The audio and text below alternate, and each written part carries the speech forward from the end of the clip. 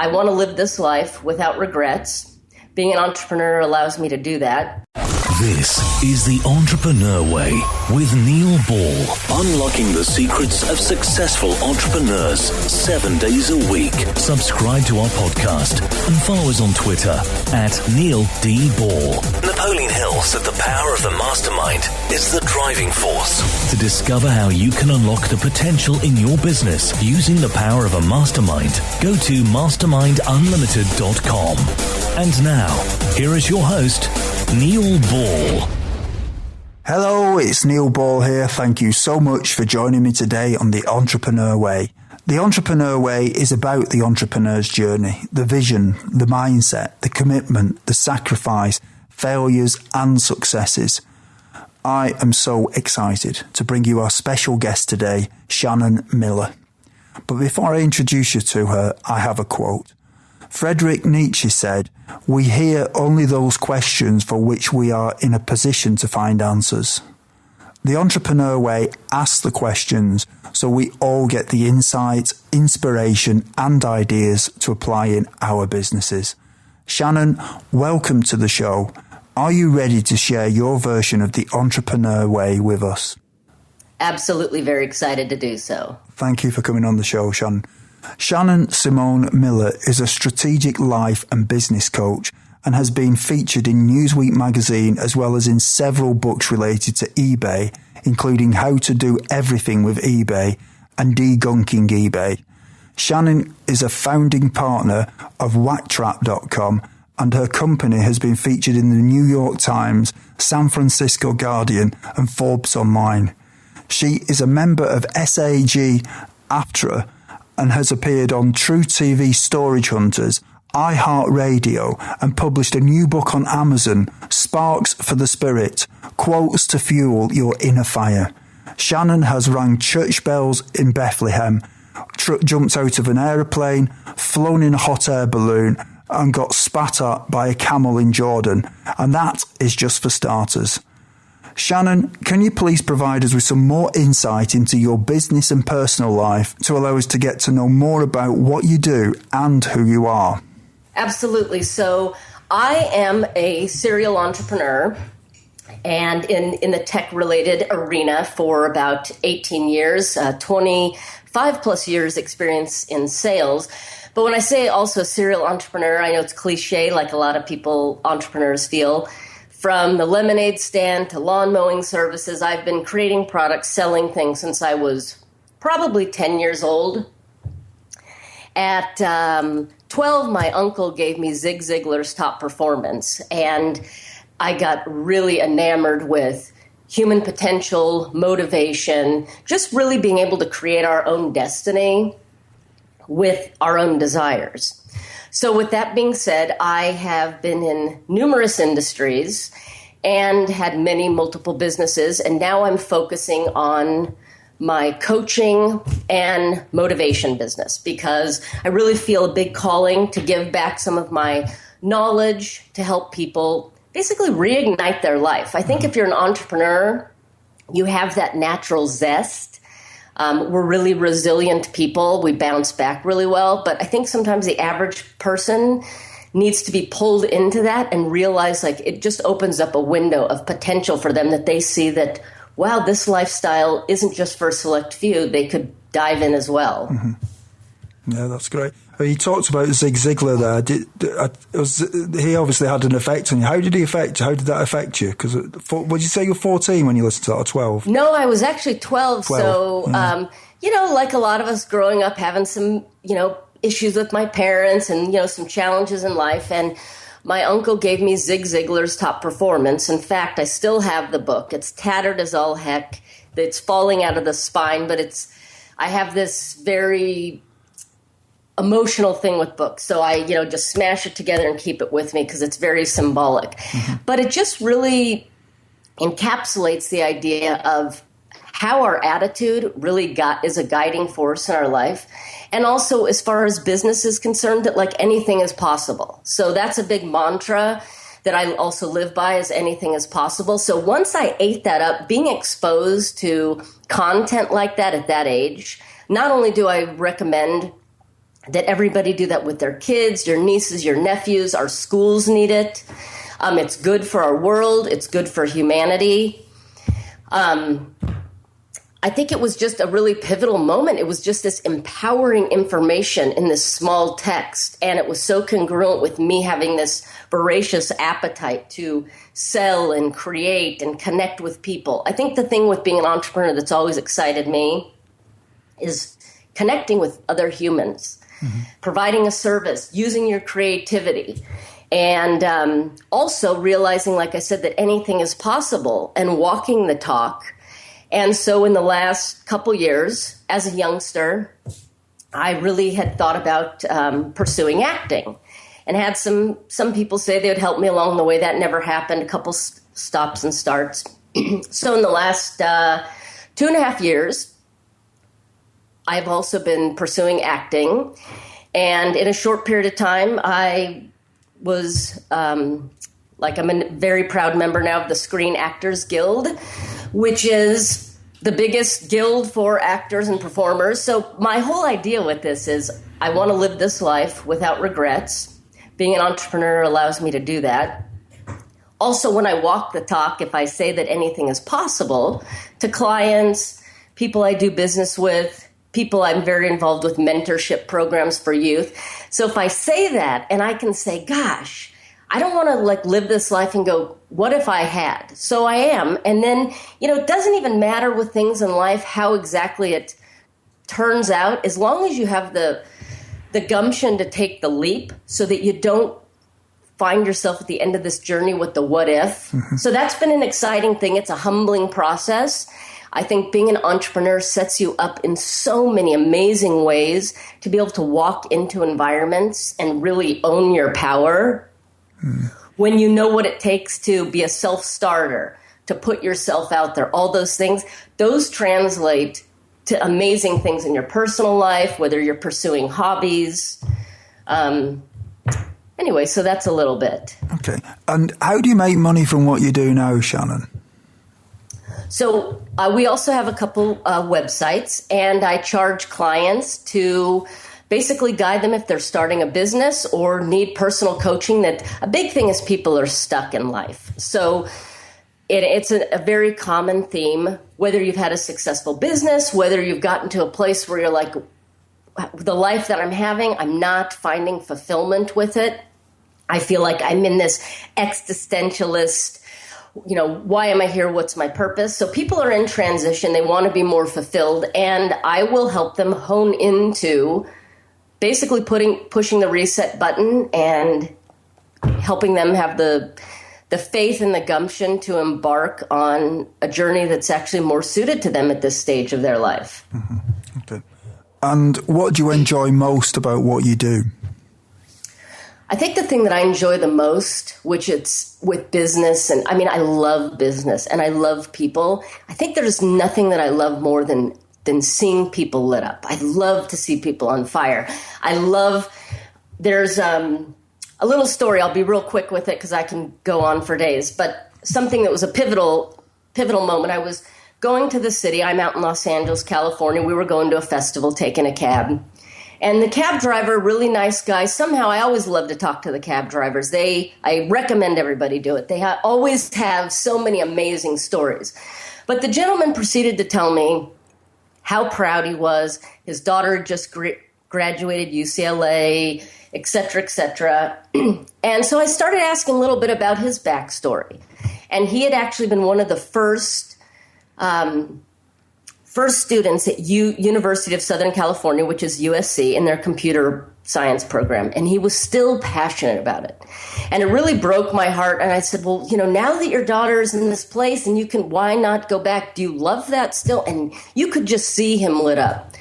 In any case, he said, I'm too old. He must have been maybe 50 or so. But you could just see when he talked about technology, like he was just on fire. And so we got talking the rest of the way. And by the time I exited the cab, he was so delighted and so empowered and thanking me. I think it's just that thing we all need to kind of give, that boosting our fellow man up a little bit. So that was really emotional for me because I realized like so many people get to a place where they think it's too late. I'm too old. I don't have this. So when I can key in to what gets people lit up and on fire again, I think nothing delights me more. And it's intoxicating. Yeah. And what is it that drives you? A lot of things drive me. I guess that depends on the day. No, what drives me? Just absolutely just squeezing every delicious bit out of this lifetime that I possibly can, doing as much good as I can along the way, and most of all being the master of my own time and destiny.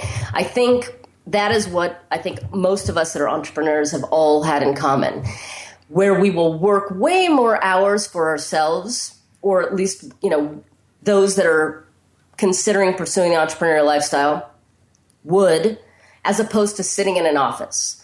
I didn't want, I've had that, in past periods of my life, but where you sit, you check into an office, it's a little dimmer in the daylight, you check out, the sun is coming down. And I thought, I want to live this life where I can have the sun on my back more than not. So I'd rather work much harder and, hustling about and being a self-starter than watching all my days while away. Mm-hmm.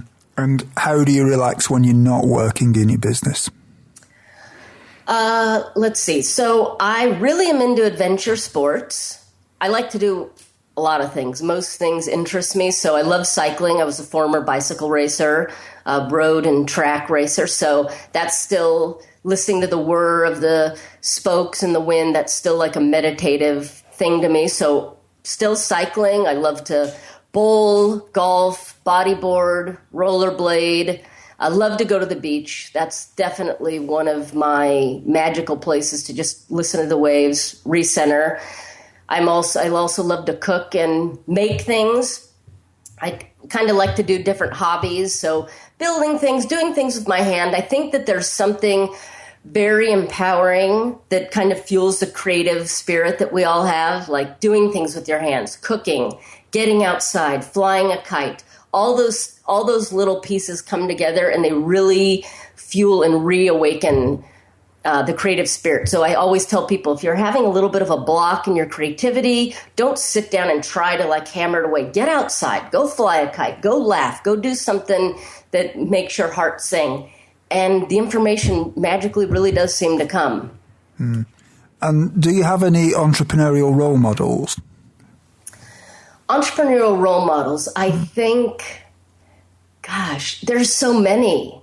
I think ever since I read, Top Performance at 12, I've probably consumed at least 600 books on the topic. Yeah. But a couple people that always come to mind, I really like Richard Branson's story and Oprah.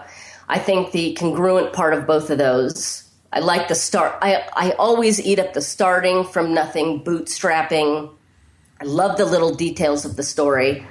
And I also love people that once they get to a certain place, their philanthropy is something that's really vital. So Richard Branson on, the UK side of the pond, and then we have Oprah over here in the States, both very similar. Both have impacted so many people in beautiful ways. Mm. Yeah, they've both done amazingly well, haven't they? And Shannon, what I'd like to do now is, can we talk about before you were an entrepreneur? What difficulties did you have to overcome when you started your business? Well, I think that what the difficulties is really having that total, complete faith. And I think one of the biggest pivotal moments was walking away from a traditional job and fully committing to being an entrepreneur 100% of the time. That took some kind of mental finessing because as much as I'm this fearless, wild, whatever, we still kind of hone back to that, the what if. So that was a huge leap, just leaping off the cliff, having total faith. But, that took a little bit of processing in my mind. Mm-hmm. And did you have any doubts that delayed you starting your business? I think, again, I don't know if I would say if doubt would be... I think it's just that processing. And I think also, a lot of people have that thing in their mind where, they'll say, afraid of failure. I think that many of us can also have a fear of success of like, oh my gosh, what if I really get what I'm seeking? So also processing that in your mind of like, okay, I'm really going to do this. And what mistakes did you make that slowed your journey? Well, we could probably do a whole entire show on what not to do and the mistakes and the humorous things. But one of the biggest mistakes, because I'm a total little bit OCD type A personality, was not delegating, trying to be the master of everything. I feel like I'm very blessed. I can do coding, build enterprise level websites. I'm an expert in sales. So I have a lot of gifts to bring to the table, but just because you have a lot of gifts doesn't mean you need to be the captain of every ship. And I know that, a couple projects that really slowed us down, because also doing the bootstrapping thing where you're like, okay, I'm going to bootstrap, keep it a little bit more frugal financially so we can get going. But also realizing that with time being money, that me trying to do every single thing, or, as much as I was trying to clobber and, put into this big net and carry away with me, as much of those things that I was thinking I'm doing it, saving us money or whatever, I was costing in time and stress and total burnout. So delegate. I can't say that enough. And then it's also empowering. And if you surround yourself with people that you really trust, and it could be one person, it's so empowering to know that, wow, I can delegate to this person. I don't have to micromanage, because you don't get anything good out of micromanaging people. No one likes it. And you can actually take a breath and do what your focus is and do it really well. And what are some of the things that you did before you started your business that would be helpful tips to some of the listeners who haven't yet taken the first step on the entrepreneur's way? Well, one of the things that I grew up, always starting little businesses, but I had, one of my first jobs growing up was in retail. And I worked in the retail environment for many years for companies like Nordstrom, REI, some high-end companies out here called Fred Siegel, high-end boutiques. And I think that everybody, every kid, every person should really work in retail, at least for a segment of their life. You learn the most invaluable skills of how to serve a customer, how to communicate, how to present yourself, how to handle a transaction. And it's very empowering. Those are skills. Working in the retail sector is so valuable because it gives you this tool belt that is totally transferable to anything in life. Shannon, can we now talk about the entrepreneurial journey a little bit? Do you think culture is important from the beginning in a business? So are you talking about culture in terms of like what the company overall mantra culture is? Yeah. I think, and it also depends because a lot of entrepreneurs, you're sometimes starting out all by yourself. So you're like, what is my culture? My culture is me. So that's where it's sometimes important to connect with networking groups when you don't have enough people to create a culture. But yeah, I think having like a personal guidepost, if you will, where everybody's on the same page, that we have the same value systems in place. We know where we're headed, and as it evolves, your culture is going to evolve, but it doesn't have to be overly complicated. I think keying into a couple basic points of why we're doing this and what are we doing, and keeping the vibe. Being an entrepreneur is it's the most amazing experience ever, but it's not always easy. So keeping the environment positive, taking time outs when you're feeling burned out, and making that something that you're recognizing as part of your culture to keep empowering people. And really listen, if you are bringing on a staff, really take the time to value those staff, not as numbers, but as people that are part of this team, so that you really get a beat on your company. I think even solopreneurs, it really can have culture, because if you think ultimately how you decide to engage with your customers is your culture of your business. It's just that there's only you in it doing it. So a lot of what you said there can even apply to a solopreneur, can't it? Absolutely. And I think, that was a great way to put it, because it just kind of triggered something. So if you are a solopreneur, I think that when you're talking about culture, I think it's also what you're doing outside of your business that you can bring to your business. So for instance, I'm very involved in youth mentorship. I really believe in that. I've done mentorship with the Girl Scouts of America, which is another awesome entrepreneurial organization, which some people forget, and also teach STEM, which is science, technology, engineering, mathematics, for youth females. And then I'm on the board of a charity called the Raoul Wallenberg Institute of Ethics, and our big goal is creating cultures of peace, and we're working on rolling out a program in our local school district to help kids talk about the things from everything from racism to stuff that's going on at home, any challenging topics. So those things also spill over into my life as an entrepreneur, because those are my culture. How you walk in the world, I think that you touched upon is your culture. Mm-hmm. Knowing what you know now, is there anything that if you'd known it when you started out would have helped you to shortcut the learning curve? I think getting back to the delegation, I think that was probably my biggest Achilles heel, is realizing we can be so much more effective and get done so much faster when we can also rely on the expertise of other people and trust in that. And how much does gut feeling influence your decisions in your business?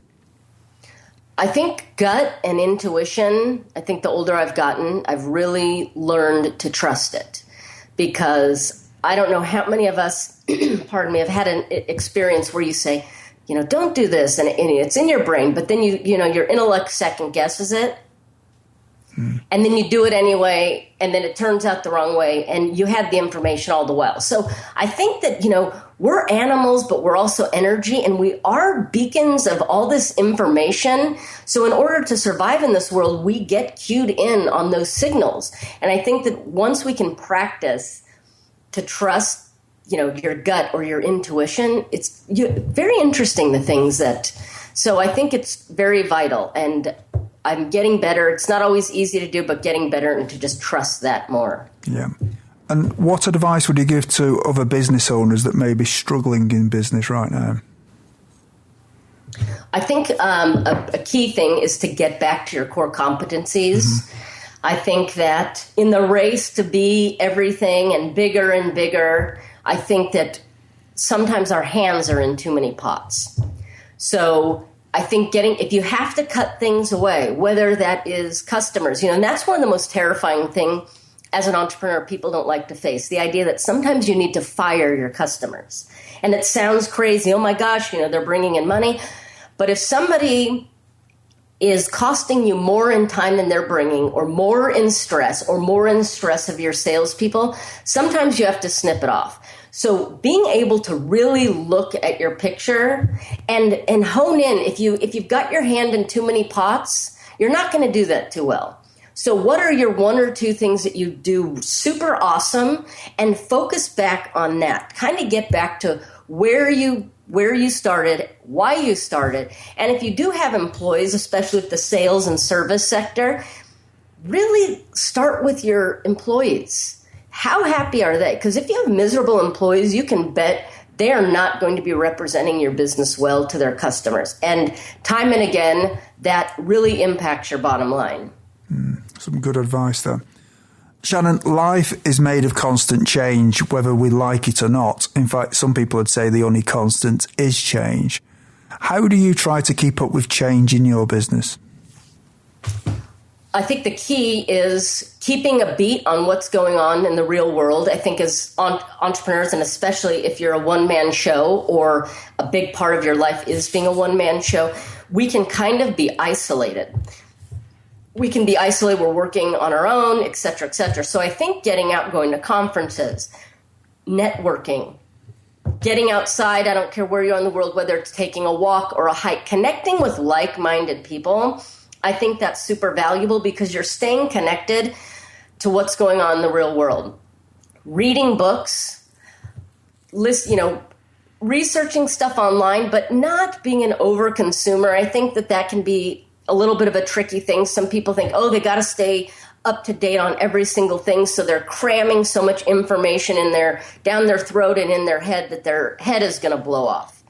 It's responsible kind of consumption of information, if you will, and staying connected to the real world. Yeah.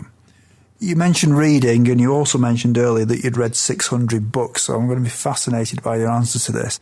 What's your favourite book on entrepreneurialism, business, personal development, leadership, or motivation? And can you tell us why you have chosen it? So I have it's very hard. It's kind of like music. I love music, so saying what's my favorite song, it's kind of an impossible question for me to answer. But I will give you just a couple books, and then I'll key into one that I think that it's a real joy to read. Yeah. So I really love spirituality, motivation. Of course, Awaken the Giant Within, Tony Robbins is great. Brian Tracy's Psychology of Achievement, I have read and had that on books on tape more than one time. You can never get enough benefit out of that. I think Conversations with God is an amazing book. If you're kind of feeling at a spiritual crossroads, it really flows into every part of life. Dan Millman's Way of the Peaceful Warrior talks about kind of letting go and being able to be brave enough to be in your present. But one that I really absolutely loved, and it's totally an unlikely topic or title, and it's not even in the business realm. It's from Paula Deen, and Paula Deen it's a New York Times bestseller, and she has a cooking empire in the United States. And the book is called It Ain't All About the Cookin'. And it's funny because it is not a business book per se, but it is everything that I love about the entrepreneurial journey. It talks about her highs and lows in life. It talks about how she started out with cooking as a means to kind of get through a challenging part of life, and how she started with this little company in her kitchen and how it's bloomed to where she's a multi-millionaire TV celebrity, cooking guru with a New York Times bestseller. It touches on every part of the human experience, a little bit of fear, the triumph and struggle, and the beauty and excitement that comes from the seed of an idea turning into something awesome. So it's by Paula Deen, and it's a memoir. It ain't all about the cooking. I highly recommend it. Okay. Everyone, when you have a busy life, listening to audiobooks is a great way to expand your knowledge in the time when you may be doing other things, such as driving or when you are at the gym. We have a special offer for you of a free audiobook of your choosing. To choose your free audiobook, go to www.freeaudiobookoffer.com. As long as you haven't already signed up, then you will qualify.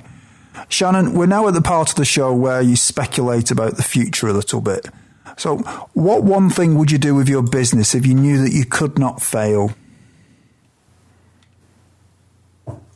So I think that would be to have a television show that focuses on human motivation and development. I think that's something I am working toward, having the intersection, if you will, of my love for entrepreneurialism, motivation, human inspiration, but being able to deliver the message on a more global level. Okay, thank you for that. And what skill, if you were excellent at it, would help you the most to double your business? Gosh, that's a very good question. You kind of stumped me there. I think I'd have to think about that. I think also being hard on myself. I think a lot of entrepreneurs, I think we can have that in common, where the perfectionist syndrome, I think working on dialing that back a bit. Mm-hmm. Okay. So, and you think that would allow you to sort of set your business free doing that, do you think? Or? Yeah, I think that there's a tendency for some of us to not, I guess not, that's what it is, to not release something in the world until we think it's absolutely perfect, but realizing that it's releasing it at stages when we're getting feedback and all that valuable things. So I'm working on being better at that, like letting the bird fly, if you will. I heard somebody say it's better to be first than it is to be perfect. I think you're right, and I will take that to heart. In 5 years from now, if a well-known business publication was publishing an article on your business after talking to your customers and suppliers, what would you like it to say? I would like it to say, here is somebody that is amazingly enthusiastic, that is a master at helping you reignite your life. Thank you. We're now at the part of the show where you share 3 golden nuggets with us, Shannon. So what's your favourite quote and how have you applied it?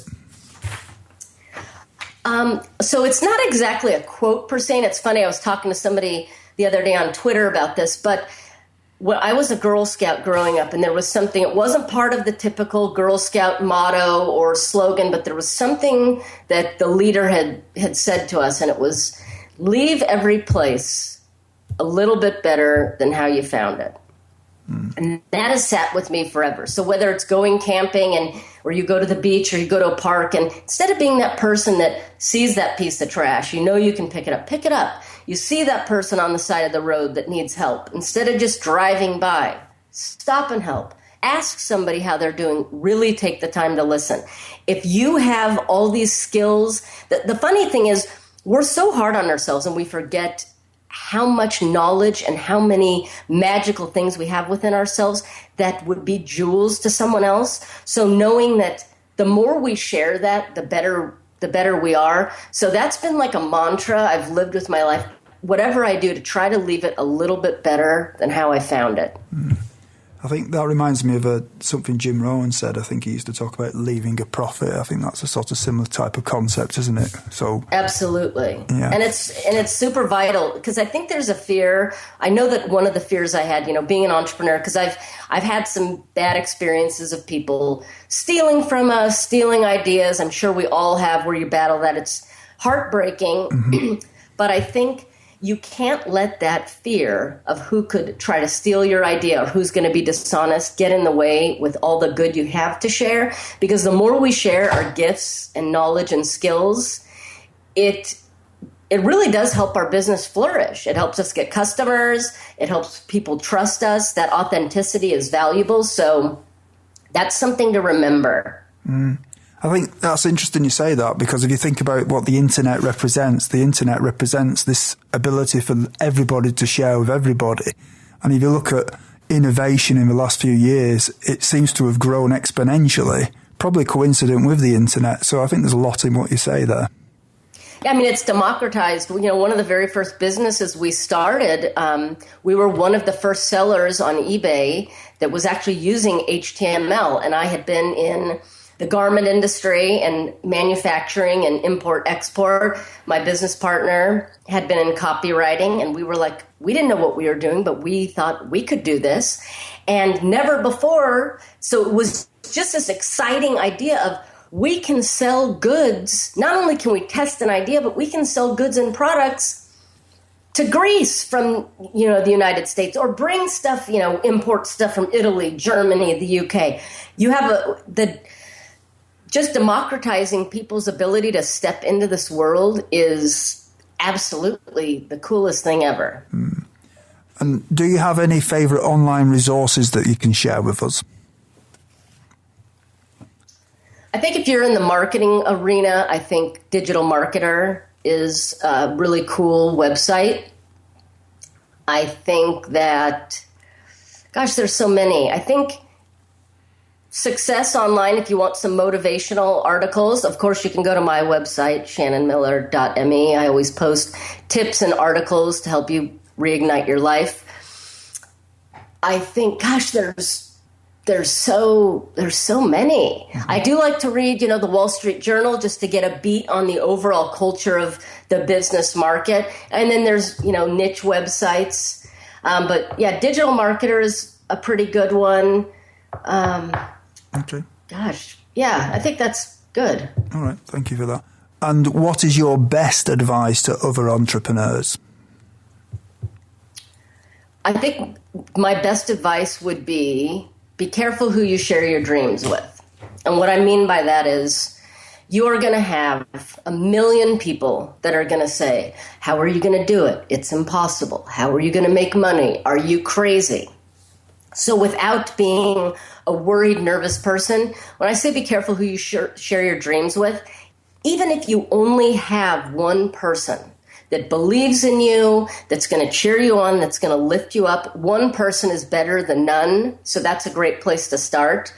But we all know, whether it's friends, family, in life, there's people, as much as we love them, that maybe aren't as happy in their life, maybe they're not as brave, they might not take a leap. Whatever the case is, we know ahead of time who those people are that are going to tell us we're crazy. So I would say, don't tell those people quite yet. Maybe give yourself the ability to get your bearings a little bit first so that you feel like you can withstand that. If you feel like, because at some point everybody's going to know what you're doing, but I think in the initial phase, you really have to surround yourself by like-minded people. So if you don't have those people in your life, you can go seek them by going to a networking group, go to one of your local community organizations, city commerce. Out here we have things called Chamber of Commerce in the UK. I'm sure they have similar, where like-minded business people or entrepreneurs get together, even if it's once a month, even if it's over the internet, even if it's going to Facebook and joining a group where you are talking to entrepreneurs, you're sharing that struggle, because I think that's really vital. A lot of people can get swept out to sea right away because they have too many people that tell them it's never going to work and they're crazy. And, we all, when you think about that, you got to think about, FedEx. The gentleman that started it, he had actually proposed that in a paper in his college class, and his teacher told him he was crazy. So had he been impacted by that, we'd never have Federal Express. So those are something to really, really be mindful of. Everyone, if you didn't manage to get a note of Shannon's favourite resource or her favourite books, you can find the links on Shannon's show notes page. Just go to theentrepreneurway.com and search for Shannon or Shannon Miller in the search box. Shannon, is there anything else that you'd like to add about your business? I think that if you are feeling like you're in a place of transition, if you are stepping into business, or you just feel like you're stuck and you need to reignite your life, you can go to my website. I have a free 30-minute consultation. There's also free articles and tips. And you can also contact me. I do actually personally answer my emails. And I'm always here. If I have a resource for somebody, I'm really big on helping people. I will always pass it along. So, yeah, and I wish everybody the best. And take the leap. It might be scary as heck, but it is the best jump you'll ever take in your life. Yeah. Shannon, thanks for sharing your enthusiasm and your motivation and just your knowledge. It's been great having you on the show, so thank you very much. Thank you, Neil, and I'm so excited for the Entrepreneur Way. It is super awesome. Thank you for having me. You're welcome, Shannon. Thank you. Thank you for listening to The Entrepreneur Way. Subscribe to our podcast and follow us on Twitter @Neil D. Ball.